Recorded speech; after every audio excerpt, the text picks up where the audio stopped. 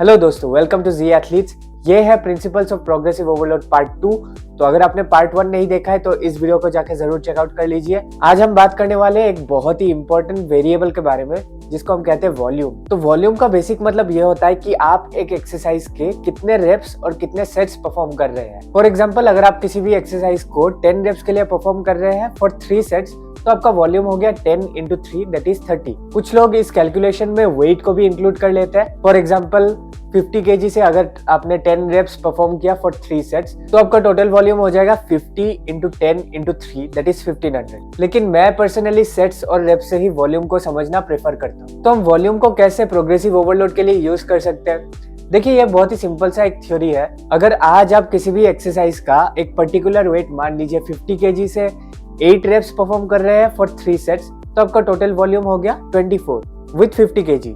और next week अगर आप उसी 50 kg वेट से 9 रेप्स परफॉर्म कर रहे हैं फॉर 3 सेट्स, तो आपका टोटल वॉल्यूम हो गया 27। तो आपने अपने मसल्स को 3 रेप्स से ओवरलोड कर दिया, गिवन दैट आपने वेट को कांस्टेंट रखा। अब ऑब्वियसली सवाल यह आता है कि आपको कितना वॉल्यूम करना है मसल और स्ट्रेंथ बिल्ड करने के लिए, क्योंकि ऐसा तो नहीं हो सकता ना कि आप अपने वर्कआउट का वॉल्यूम इंक्रीज करते ही रहे और आपको रिजल्ट्स भी मिलता ही रहे। तो ऑब्वियसली कुछ रूल्स होते हैं, कुछ प्रिंसिपल्स होते हैं जिनको आपने फॉलो करना है मसल और स्ट्रेंथ को बिल्ड करने के लिए। तो चलिए उन रूल्स के बारे में हम बात करते हैं। सबसे पहले हम मसल बिल्डिंग के बारे में बात करते हैं, ठीक है। देखिए, मसल बिल्डिंग का एक सिंपल सा फंडा होता है कि आपको फेलियर तक या फेलियर के करीब तक ट्रेन करना होता है अपने हर एक सेट में। अब फेलियर से मेरा क्या मतलब है? फेलियर का मतलब एक ऐसा पॉइंट जिसके बाद मैं एक भी रेप विथ प्रॉपर टेक्निक अपने खुद के स्ट्रेंथ को यूज करके नहीं लगा पाऊंगा, ठीक है।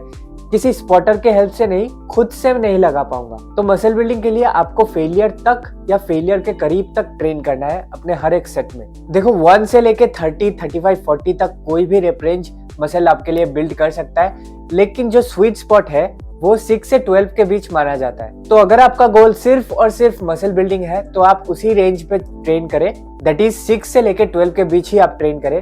अगर आप 6 से कम रेप्स पे बहुत ज्यादा ट्रेन कर रहे हैं with A muscle building perspective, तब आप अपने नर्वस सिस्टम को बहुत ज्यादा फटीग करने वाले हैं, आप बहुत ज्यादा न्यूरल फटीग जनरेट करने वाले हैं। और अगर आप मोर देन 12 या मान लीजिए मोर देन 15 का रेप रेंज बहुत ज्यादा यूज कर रहे हैं, तब आपका कार्डियोवास्कुलर एबिलिटी, आपका स्टेमिना, वो बीच में आ जाएगा, वो डिटरमाइनिंग फैक्टर हो जाएगा। तो इसीलिए 6 से 12 का रेंज एक जनरल स्वीट स्पॉट माना जाता है, लेकिन ऑब्वियसली आप हर एक रेप रेंज को एक टूल की तरह यूज कर सकते हैं। बस आपको ये ध्यान में रखना है कि मसल बिल्डिंग पर्सपेक्टिव से आपका bulk of the training should lie between 6 to 12 reps. अब हम बात करते हैं स्ट्रेंथ बिल्डिंग के बारे में।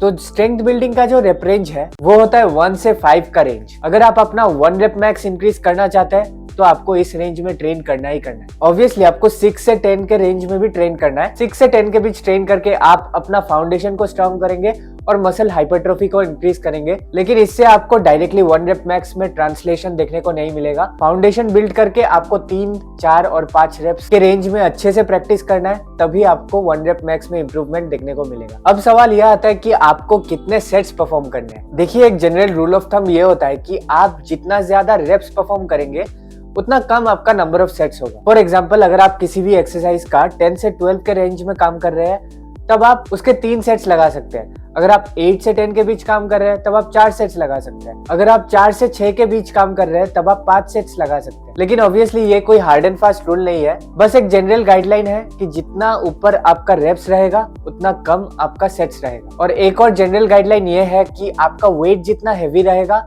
उतना कम आपका वॉल्यूम रहेगा। तो बेसिकली अगर मैं स्ट्रेंथ के लिए ट्रेन कर रहा हूँ तो मेरा जो नंबर ऑफ सेट्स है वो ज्यादा रहेगा, लेकिन मेरा जो टोटल वॉल्यूम है, सेट्स इनटू रेप्स का जो टोटल वॉल्यूम है, वो कम होगा compare to someone who is training for muscle building. For example, अगर मैं बेंच प्रेस का स्ट्रेंथ इंक्रीज करना चाहता हूँ तो मे बी मैं 5 या 6 सेट्स करूंगा फॉर 2 रेप्स, तो मेरा टोटल वॉल्यूम हो गया मान लीजिए 6 sets for 2 reps, that is 12 reps. और अगर कोई मसल बिल्डिंग के लिए बेंच प्रेस को यूज करना चाहता है तो वो 10 रेप्स फॉर 3 सेट्स परफॉर्म करेगा, दैट इज उसका टोटल वॉल्यूम हो गया 30 रेप्स। तो आप देख सकते हैं कि जो मसल बिल्डिंग के लिए ट्रेन कर रहा है उसका नंबर ऑफ सेट्स कम है, लेकिन उसका टोटल वॉल्यूम ज्यादा है। अगेन, ये कोई हार्ड एंड फास्ट रूल नहीं है, बस जनरल गाइडलाइंस है, कुछ जनरल कॉन्सेप्ट्स है, इनको आप यूज कर सकते हैं अपना खुद का प्रोग्राम सेट करने के लिए। तो दोस्तों ये थी आज की वीडियो। उम्मीद करता हूँ कि आपको वीडियो इन्फॉर्मेटिव लगा होगा। अगर आपको वीडियो अच्छा लगा तो एक लाइक जरूर कर दीजिए, चैनल को भी सब्सक्राइब कर दीजिए। नेक्स्ट हम बात करेंगे फ्रीक्वेंसी के बारे में, जो कि अगेन एक बहुत ही ज्यादा इंपॉर्टेंट कॉन्सेप्ट है।